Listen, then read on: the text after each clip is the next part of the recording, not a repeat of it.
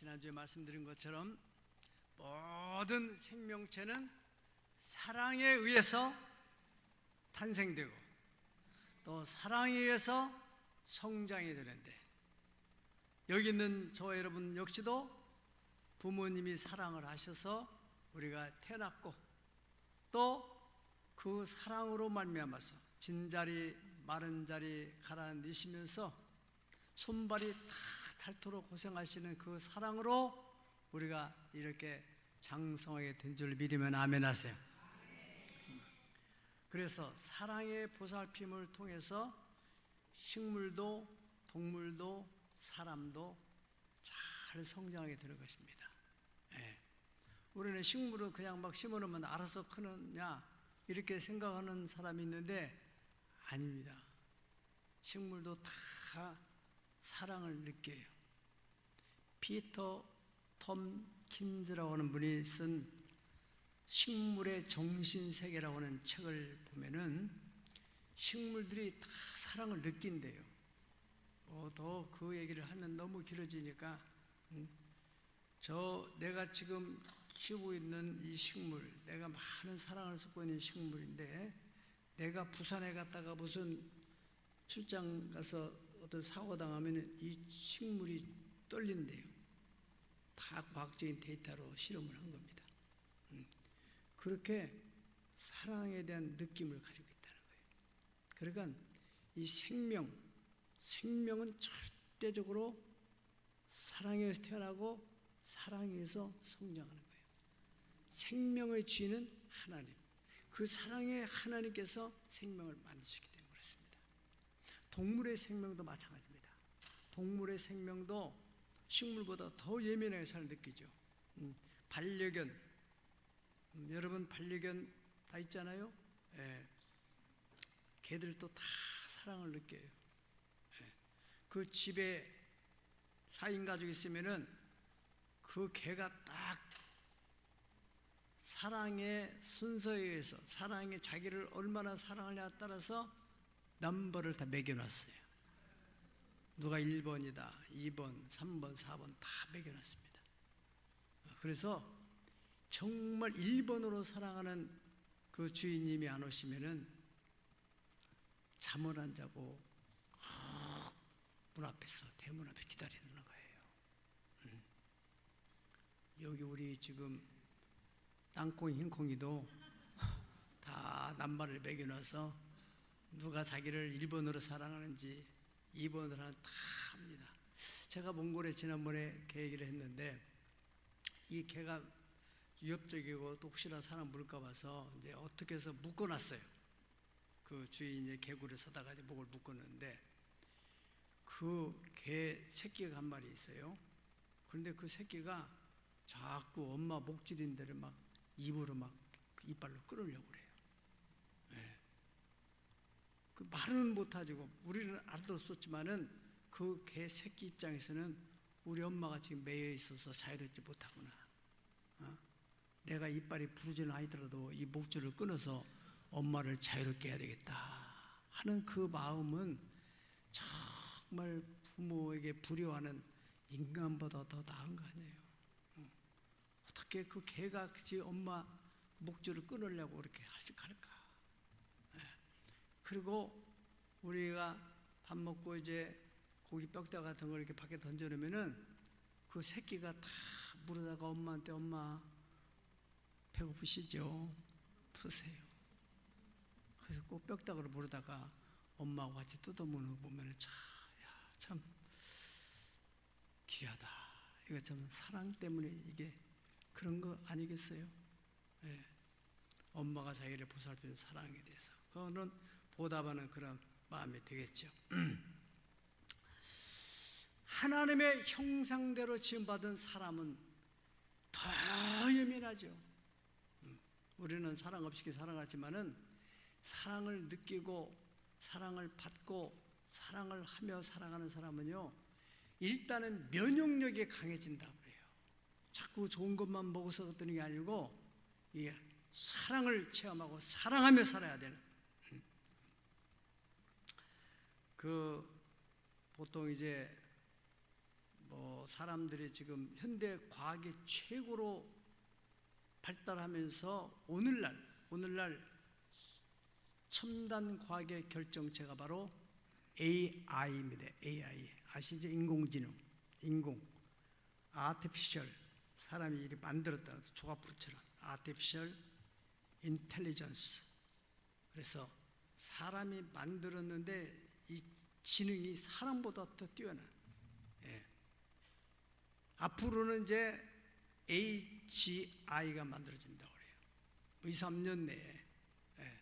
그 AI는 우리가 명령하는 것만 다 답변하고 하지만은 AGI는 우리가 명령하는 거에 대해서 자기 의사표현을 한대요. 그래서 자기가 싫으면 싫다고 한다는 거예요. 그런 기능도 있다고, 의지가 있다고 그래요. 근데 문제는 뭘겠어요? 영적 기능은 없다 이거예요.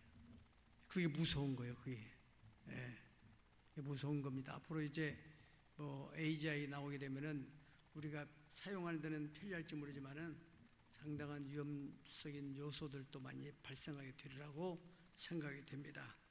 왜요? 사랑이 없으면, 감정이 없으면 큰 문제를 유발할 수 있기 때문에 그렇습니다. 사람은 그래도 하나님 형상대로 지음받아서 이렇게 감정 있고 사랑을 받고 사랑을 느낄 수 있다는 거. 그렇지만 인공지능은 사랑을 못 느끼는 거예요. 왜? 사랑을 느끼는 센서 기능이 없어요. 아무리 사랑한다 해도 못 느끼는 거예요.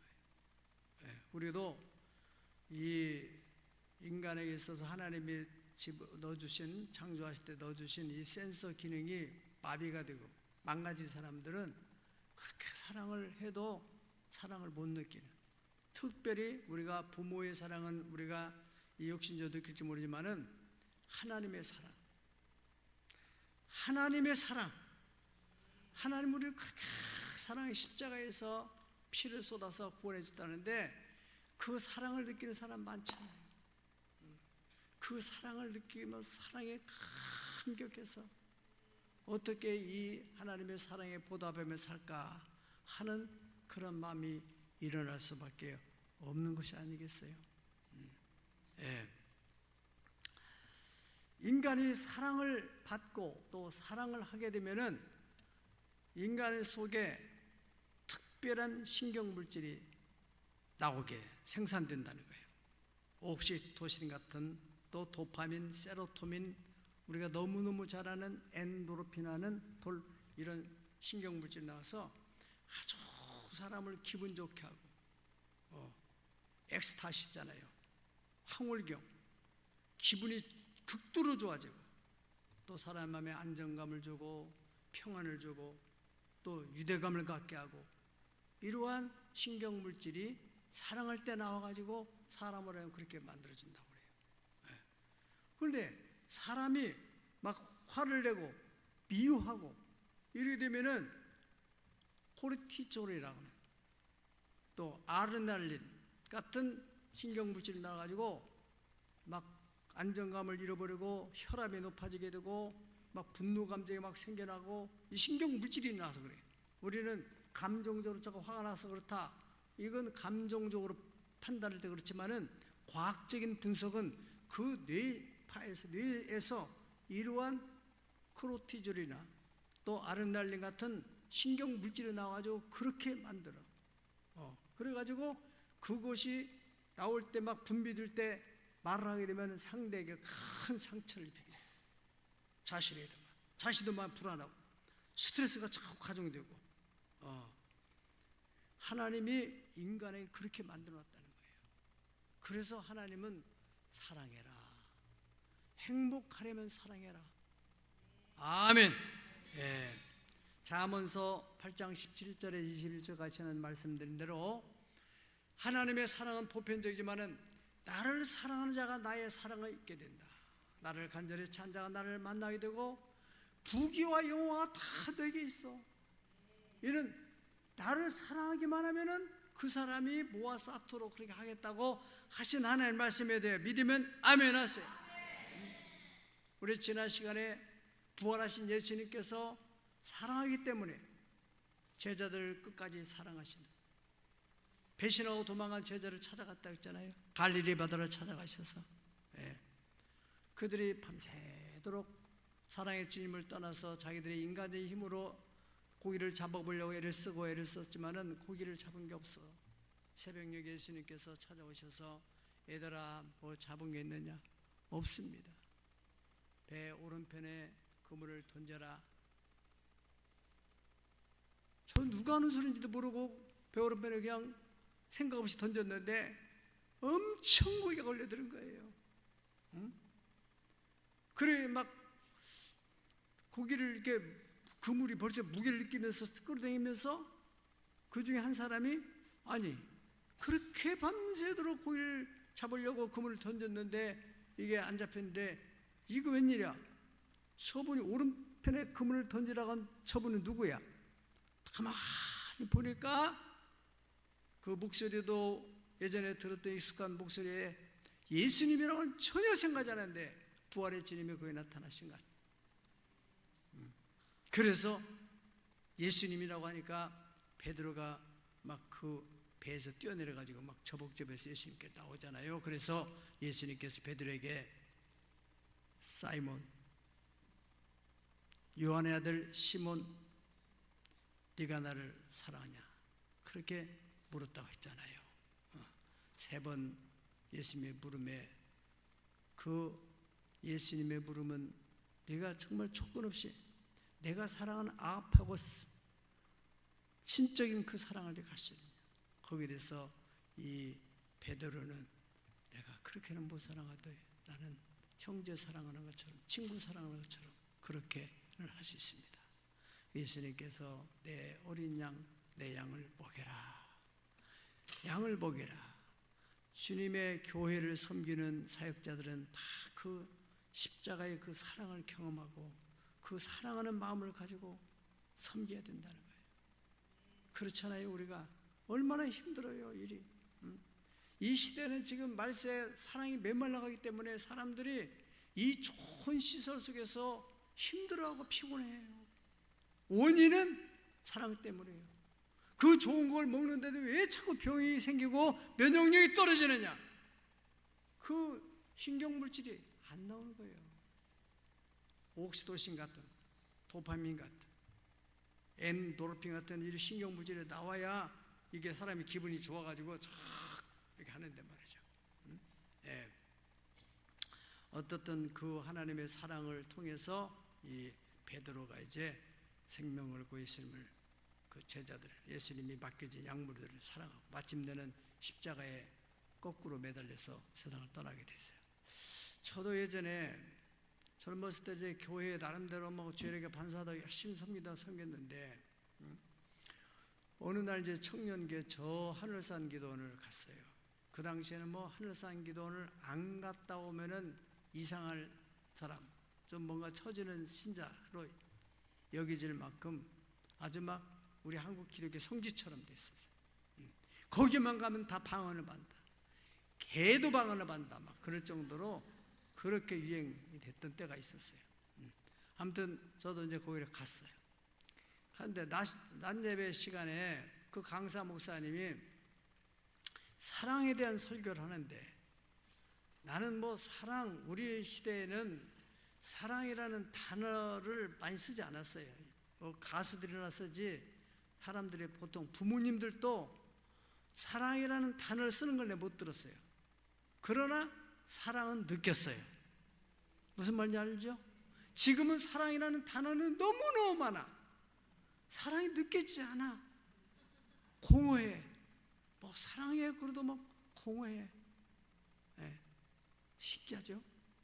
아무튼 그런데 강사 목사님이 사랑, 뭐 하나님의 사랑, 뭐 십자가 사랑 많이 했는데 이 하나님의 사랑을 경험하지 않으면은 이건 아무것도 아니다. 아, 그럼 내가 헛믿었네.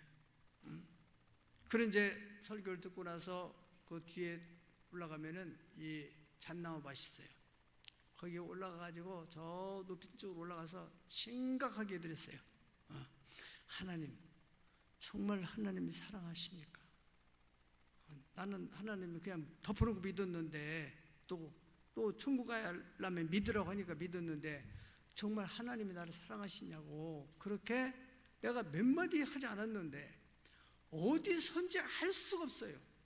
그 하나님의 사랑이 막 밀려오는데 이 가슴이 벅차가지고 이 눈물이 폭발하는 거예요. 내가 생각하기에는 내 평생에 부모님이 돌아가셔도 그렇게 울어보지 못했는데 막 어디서 막 눈물이 막 그냥 그 눈물만 나오니까 막 목을 놓아서 막 통곡을 했다. 내가 뭐가 뭔지도 모르고 그 하나님의 사랑이 밀려와가지고 이것이 하나님의 사랑이구나. 이거 사랑이구나. 여러분, 제가 하나님을 사랑하는지 안 사랑하는지는 후세가 나중에 다 평가하겠지만 지금도 여러분 이 나의 은퇴를 앞에 둔 사람이 성전을 건축하고 증축하겠다는 건 이거는 참 이해가 안 될 일이에요. 나는 주님을 사랑하는 마음 때문에 주님의 교회가 다 이렇게 잘 성장하고 특별히 다음 세대들이 이 교회에서 잘 신앙생활 할 수 있도록 나는 가더라도 이 교회는 영원히 주님 오실 때까지 갈 수 있도록 그런 마음 가지고 있어요. 네. 아무튼 하나님의 그 사랑을 경험하고 나서부터 얼마나 마음이 평안하고 기쁘고 감사한지 그런 찬송이 있어요. 참 사랑은 가난함도 괴로움도 몰라요. 가난함도 괴로움도 주일을 하는데도 뭐 교회를 하는데 뭐 개척하고 이런데 얼마나 힘드냐. 나는 솔직히 전혀 힘든 거 못 느꼈어요. 그냥 왔어요. 그냥. 참 사랑은 가난함도 괴로움도 몰라요. 사랑. 그 사랑을 가지고 우리가 하나님을 섬기는 거예요. 그 사랑을 체험해가지고. 그래야 시험도 안 생기고 불평도 안 생기고. 자, 오늘 베드로가 이제 그 예수님께 고백을 하고 났을 때 예수님께서 뭐라고 하셨냐면은 야 베드로야 네가 젊어서는 네 마음대로 다니지만은 늙어서는 네 마음대로 못 다니고 다른 어떤 타인의 손에 이끌려 네가 살게 될 것이다. 그리고 죽게 될 것이다. 그러니까 베드로가 대뜸 예수님 바로 우편에서 의지하고 있던 사도 요한이 있어요. 사도 요한의 원래 과거의 별명은 우리의 아들이라고 했어요. 야고보와 요한 형제지간인데 성질이 얼마나 급한지. 그런데 예수님의 사랑에 의해서 이 사람이 온유하고 겸손한 사람으로 변화됐어요. 그 사랑을 받아가지고. 그래서 예수님께서 베드로가 질문하니까 야, 이 사람을 내가 올 때까지 그냥 놔둔다 할지라도 너가 무슨 상관이냐? 너는 네 일만 하면 되지. 이렇게 말씀하셨어요. 근데 그 들었던 제자들이 이 예수님이 특별히 사랑하는 요한은 예수님 올 때까지 안 죽을나 보다. 그렇게 소문이 났다고 그래요. 아무튼 그 12 제자 가운데서 가장 장수한 사람이 바로 사도 요한이에요. 하나님의 사랑을 너무너무 많이 받아가지고 제가 이번에 이제 이 문제를 놓고서 기도하면서 말씀을 준비하는 가운데서 이 하나님의 사랑을 많이 경험했던 이 요한 사도가 쓴 서신을 보니까 독특하구나. 이것을 제가 깨닫게 됐어요. 초대 교회, 초대 교부 시대에 보통 사복음은 마태, 마가, 누가, 요한복음인데 이 사복음은 예수님의 행적에 대해서 다 기록한 거예요. 예수님이 이 땅에 어떻게 태어났는지, 태어나서 어떻게 사역을 했는지, 병 고치고 안전병이 뭐 이런 사람들을 회복시켜주고 또 죽은 자 살리시고 이러고 십자가에 못 박혀 돌아가셨다. 뭐 그가지 얘기거든요. 이것을 마태, 마가, 누가의 복음을 공관복음이라 따라합시다. 공관복음. 공통된 관심사 또 공통 부모 같은 그런 쪽에서 이렇게 성경을 예수님에 대해서 조명했다. 그래 요한복음도 복음서인데 요한복음은 완전히 결이 달라요. 그래서 요한복음을 초대 교부들은 영성복음이다 그렇게 말했어요. 왜 그러느냐? 하나님께서 요한복음은 첫 번째 딱 1장 1절 시작할 때 어떻게 합니까? 다 같이 읽어볼까요? 시작. 주의 말씀이 계시니라. 이 말씀이 하나님과 함께 계셨으니 이 말씀은 곧 하나님이시니라. 아멘. 태초에 말씀이 계셨다. 여기에 태초는 창세기 1장 1절의 태초와는 또 다른, 우리말로는 그냥 똑같은 단어지만은 의미적으로는 원어도 다르지만은 달랐단 말이에요. 인간 세계를 창조하기 이전에 태초에 예수님이 말씀으로 계셨다. 그 말씀이 육신을 입고 이 땅에 오셔서 우리의 죄를 대속하시고, 또 그 예수님께서는 다른 복음서에는 기록되지 않은 나는 생명이야, 나는 빛이야, 나는 하늘에서 내려온 산떡이야, 나는 부활이야, 내가 길이요, 내가 진리요, 나로 말미암아 걱정은 아버지께로 올 수 없어. 아주 독특한 메시지를 내게 됐다 이거야. 이것은 이 하나님의 특별한 그 사랑을 통해서, 물론 하나님께서 사람을 차별하고 이렇게 하신 건 아니지만은 요한의 통찰이라 생각돼요. 요한일서 1장 1절에도 이렇게 말씀해요. 태초부터 있는 생명의 말씀에 관해 우리가 들은 바요, 눈으로 본 바요, 자세히 우리 손으로 만진 바라. 2절 다 같이 읽겠습니다. 이 생명, 시작. 이 생명이 나타나신 바 된지라. 이 영원한 생명 우리가 보았고 정하여 너에게 전하노니 이는 아버지와 함께 계시다가 우리에게 나타나신 바 된 이시니라. 아멘. 이건 대단한 영성입니다. 이 영원한 생명이, 태초에 있었던 그 영원한 생명이 나타났다. 그 영원한 생명 우리가 보았고, 우리가 손으로 만져봤고, 우리가 그에 대해서 눈으로 자세히 살폈다, 들었다, 그런 얘기를 하고 있어요. 그리고 이 요한일서에 보면은 요한이 그렇게 말했어요. 하나님은 사랑이다. 하나님의 속성은 여러 가지가 있지만 그 중에 대표적으로 가장 중심이 되고 핵심이 되는 하나님의 속성은 따라합니다. 하나님은 사랑이다. 하나님은 능력이다. 하나님은 권능이다. 하나님은 뭐 창조주다. 여러 표현도 있겠지만은 요한 사도는 하나님은 사랑이다. 그 사랑이 십자가를 통해서 우리에게 나타나시고, 그 십자가는 바로 우리의 사랑에 대한 확증이다. 그 하나님께서, 또 예수님께서 그 사복음서 있던 사람들도 다 같이 동시에 같이 있으면서 예수님이 사건을 보고 이렇게 들으면서 나중에 기억이 나서 성경되잖아요. 그런데 그 요한복음이나 요한일서나 요한계시록이나 이런 부분들은 예수님께서 그 요한에게만 이렇게 따로 말하는 게 아니라, 물론 이제 계시록은 따로 말하는 거지만은 같이 있었는데 왜 다른 제자들은 이 부분을 듣지 못했을까? 내가 바로 부활이다, 내가 바로 생명이다는 말을 못 들었을까?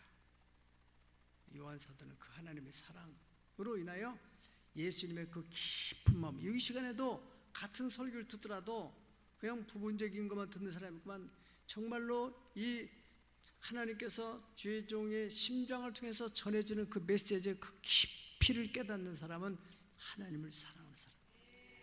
자, 여러분 이거 한번 보실래요? 이거 카메라 잘 보이지는 모르겠네. 글씨 뭔지 내용 그냥 보면은 로히 녀 오셨 옥작 잘타 할머니 붓고, 저 엄마가 이제 이걸 써준 뒤에다가 써줬는 걸 이렇게 한 거예요. 할머니 붓고 잘 다녀오셨다. 이걸 이렇게 써놨어요. 우리 식사하는 식탁에서 제일 잘 보이는 데 딱 써놨어요. 우리 로이가 큰 손주가 써놓은 것을 이렇게 딱 붙여놨어요. 이건 도대체 그 글씨야. 그래 내가 한참 밥 먹을 때마다 이게 무슨 뜻인가 나중에 이제 봤어요. 뒤로 보니까 이거 뜻이 알겠더라고요. 근데 이것은 내가 갖다 놓은 게 아니라 할머니가 딱 할머니는 아는 거예요. 왜요? 사랑하니까. 이 사랑하는 이 손주가 그 마음에서 할머니를 사랑하는 마음으로 로이 녀 오셨 옥잘 다 할머니 푸 꾹꾹 할머니가 푸꾸옥에 잘 다녀오셨다 그런 뜻이라고 할머니는 한다 이거예요. 뭐가 그렇게 해석이 돼요? 사랑이 그렇게 해석을 만들어요. 여러분이 하나님의 말씀이 어려워요? 사랑의 편지예요. 나를 사랑해서 그 마음을 가지고 기도하면서 하나님 사랑을 좀 느끼게 하세요. 다 마찬가지예요. 예수님의 제자들 똑같이 다 예수님이 그 현장에서 말씀도 하시고 사역도 하시고 그런데 이 요한 사도만 어떻게 해서 이 깊은 하나님의 사랑을 깨닫게 됐을까? 요한 1서에도 그렇습니다. 우리가 서로 사랑하면은 하나님이 우리 가운데 계시고 우리가 하나님의 사랑을 느낄 수 있다. 그리고 사랑하면은 심판날에 담대함을 얻게 된다. 또 사랑 안에는 두려움이 없나니 온전한 사랑의 두려움을 다 내쫓는다. 아무튼 하나님께서 사도 요한, 특별히 사도 요한의 별명이 뭐라고요? 사랑의 사도. 이 사랑의 사도 요한이 그 하나님의 깊은 사랑을 깨닫고 이 성경을 쓰게 됐다는 것. 두 번째는 계시록에 나타나는 계시록. 미래에 일어날 아주 중요한 얘기를 하나님께서 어느 누구도 아닌 사도 요한에게 계시했다는 거예요. 그래서 사도 요한은 비록 환경은 반무섬이라고 하는 또 뭐 젊은 죄수들이 그냥 채석장에서 돌캐고 막 낮에는 너무너무 힘들게 지냈지만은 저녁에 제가 그 반무섬에 한번 가보니까 그 사도 요한이 이렇게 꼭 일 끝나고 저녁이 되면 거기서 기도했다는 동굴이 있더라고요. 좀 많은 동굴인데 거기서 너무 나이도 그때 당시 연세가 90이 넘은 막 힘도 들고 그러니까는 이 자동적으로 그냥 힘이 붙으면 허리가 굽어지잖아요. 그래가지고 이 이마를 돌에다가 비비면서 기도해가지고 이마에 굳은 살이 박혀. 야고보는 무릎에 박혔고, 그 정도로 기도를 하더니 그 하나님의 사랑 안에서 하나님이 주시는 그 계시를 다 받아가지고 그 이 땅에서 하늘나라에 대한 것을 다 보고 앞으로 어떻게 될 거에 다 보고 요한계시록에다가 기록을 해놨어요. 여러분들이 누구한테 자기의 깊은 비밀을 알려줍니까? 정말 사랑하는 사람에게 깊은 비밀을 알려주잖아요. 요 근래 정치권의 큰 이슈는 어느 통일부 장관이 뭐 북한 핵 문제에 관해서 어떤 메시지를 낸 것에 대해서 그래서 미국의 뭐 여기 무슨 사령관이 정보를 함께 공유하는 게 어렵겠다. 정보를 제한한다.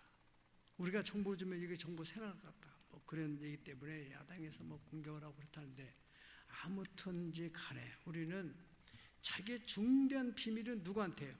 사랑하는 사람에게, 믿을 수 있는 사람에게. 사도 요한에게 이 마지막 비밀을 가르쳐줬다는 거 아주 귀한 얘기입니다. 여러분도 그렇지 않겠어요? 네. 그리고 세 번째로 보면은 예수님께서 마지막 십자가에 타실 때 정말 돌아가시는데 육신의 몸을 입고 이제는 십자가 지시고 결국은 하늘나라로 가실 건데 그래도 마지막 본인이 참 발이 안 떨어지는 그분이 바로 모친 마리아인데 십자가에 매달리면서 그 고통 속에서 십자가를 내다보면서 사도 요한한테 요한아 보아라 네 어머니다. 네 어머니야. 내가 모시던 어머니 이제 나는 가니까 내 마음을 가지고 어머니를 잘 모셔라. 그런 유언을 남겨요. 가장 마음에 중요한 미션, 그 사도 요한에게 부탁했다는 사실이에요. 얼마나 그 사랑했으면 그래요. 저희 성지순례 거기 가보니까 에베소 지역에 앞에 이제 산이 안에 있는데 그 가이드가 그런 말 하더라고요. 저 산 중턱에 저 집 한 채 있죠. 그게 바로 사도 요한이 그 예수님의 육신을 모친 마리아를 모시고 살았던 곳이라고. 사도 요한은 그 사랑, 주님으로 받은 그 사랑을 가지고 그 어머니 모친 마리아를 평생에 잘 섬겼으라고 생각이 됩니다.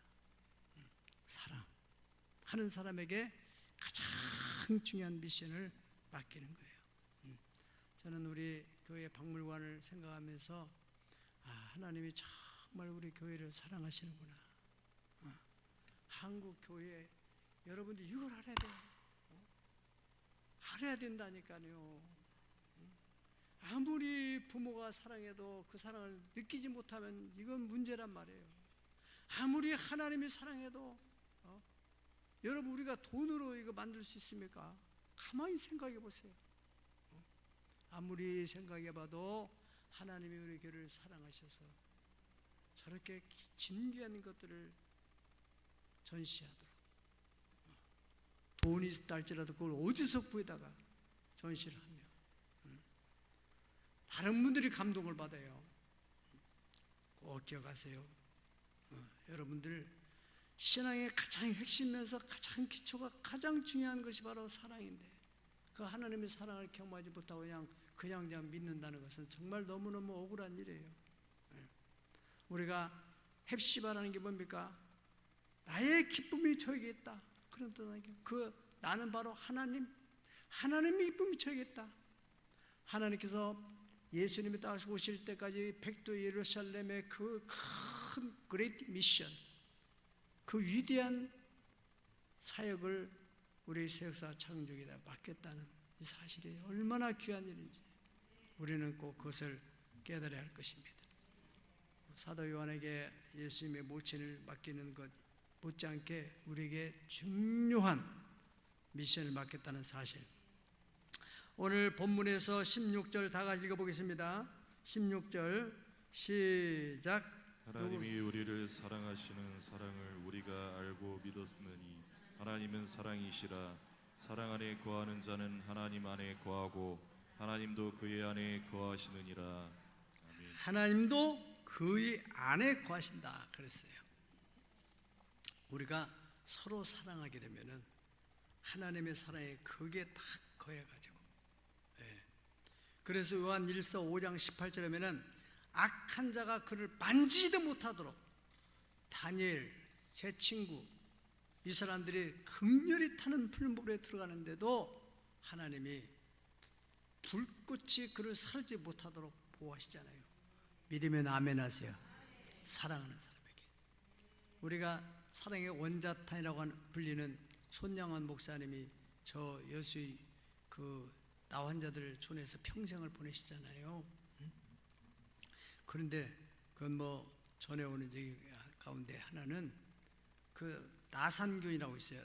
나환자가 되는 것은 그 나산균이라는 그 병균이 그렇게 이 세포를 다 파괴해가지고는 이제 이상하게 되는 건데, 나산균을 이렇게 보니까 이 손양원 목사님의 손에 딱 올라간 이게 막 죽어버리더래요. 사랑 때문에, 사랑의 그 에너지가 그 균을 다 또 죽이는 거예요. 신비한 거예요. 다니엘 사자굴에 들어가서 굶주린 사자들이 다니엘이 어떻게 하지 못하잖아요. 하나님께서 천군과 천사를 다 보호하시는 거예요. 우리가 정말 하나님을 사랑하고 하나님이 우리를 사랑을 한다면은 절대로 어떤 세력도 우리를 손대지 못하도록. 아멘. 17절에 보면은 이 사랑이 우리에게 온전히 이루어지게 되면은 심판날에 담대함을 얻는다, 그렇게 말씀했어요. 심판날의 담대함. 여기 심판날이라는 것은 이 종말, 계시록에 나오는 종말 시대가 무시무시한 심판이 일어나잖아요. 번개가 치고 벼락치면 막 무서워하는 사람이 있어요. 물론 세상 사람들, 죄 많은 사람들 무서워하죠. 우리는 왜 하나님이 내한테 벼락을 칠 리가 있어요. 아버지가 회초리 가지고 막 이 방바닥을 치고 책상을 치고 할 때는 나쁜 짓 한 사람을 때리려고 하는 거지, 아무 나쁜 짓도 안 한 자녀가 때릴 이유가 있어요? 똑같은 거예요. 사랑하면 담대함을 두려워하지 않아요. 제 얘기입니다만은 제가 어렸을 적에 이제 6남매 막내라 있잖아요. 저희 아버님이 약주를 드시고 오시면은 전부 형제들은 싹 빛 비치면 지새끼들이 싹 없어지던 것처럼 싹 없어지는 거예요. 무서운 거예요, 무서운 거예요. 나는 안 무서워요, 이상하게. 예, 사랑한다는 걸 알니까. 하나님이 심판 앞에 누가 무서워해야 돼? 심판날에 담대함을 얻는다. 계시록 9장 4절 보면 오직 이마에 인을 맞지 않은 사람에게 하나님께서 심판한다, 그렇게 말씀했어요.